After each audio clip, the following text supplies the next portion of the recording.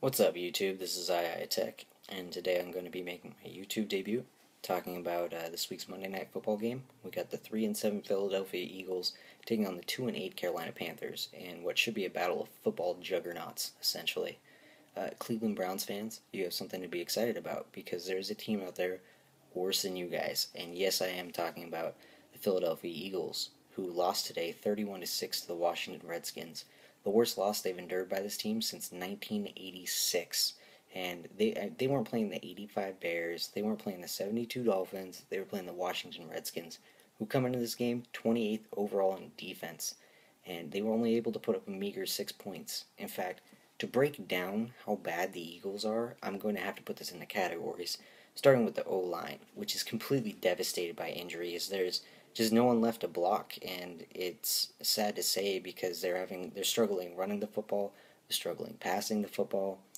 When you move to quarterback Nick Foles had his start today in the absence of Michael Vick, which I actually thought would be better for the team, I suppose, since Michael Vick's been so god awful lately, and I was terribly mistaken, actually.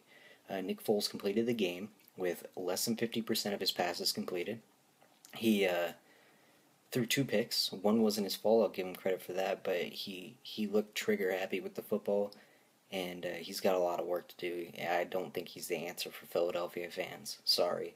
And moving to running back, which was the one area they stand out in, is LaShawn McCoy. He's the one thing that the Philadelphia Eagles do right, and he suffered a concussion in the last 2 minutes of the game, and so he's not going to be playing this Monday night, most likely. He's listed as questionable right now. You might as well put that as doubtful. Sorry, fantasy owners. And moving on to defense, though, quarterback, since they fired their defensive coordinator and hired this new guy, I'm not sure what his name is. I think it's like Todd Bowles or something. Quarterbacks have averaged 144 quarterback rating against his defense, and they've put up 11 touchdowns, 0 picks. This defense is starting to look like the Los Angeles Lakers, and I mean, they have all these stars on their team, and nobody's doing anything. And it's sad to say, and it's not just in the pass defense, it's their rush defense too.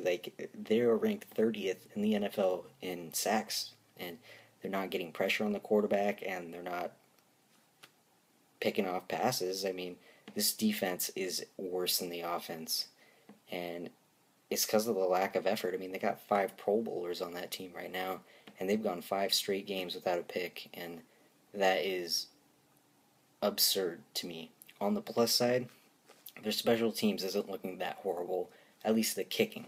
Their punter is averaging 48.5 yards a punt, and their kicker is on an 11, he's made 11 kicks straight, and he's 15 for 16, so they might have a couple Pro Bowlers this year.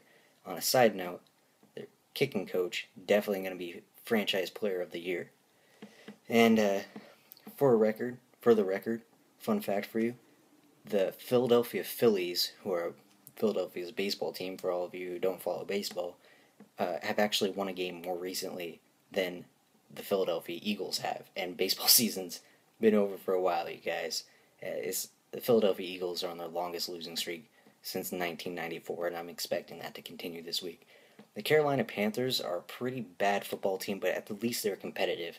They lost today in overtime to a good Tampa Bay Buccaneers team. A few weeks back, they almost beat the Atlanta Falcons. You can tell they have something there, they're just not capitalizing.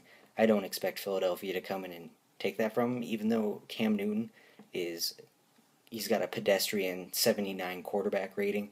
That's still better than Vic or Foles right now, at the least. And he's fumbled the ball 9 times this year, thrown 10 interceptions.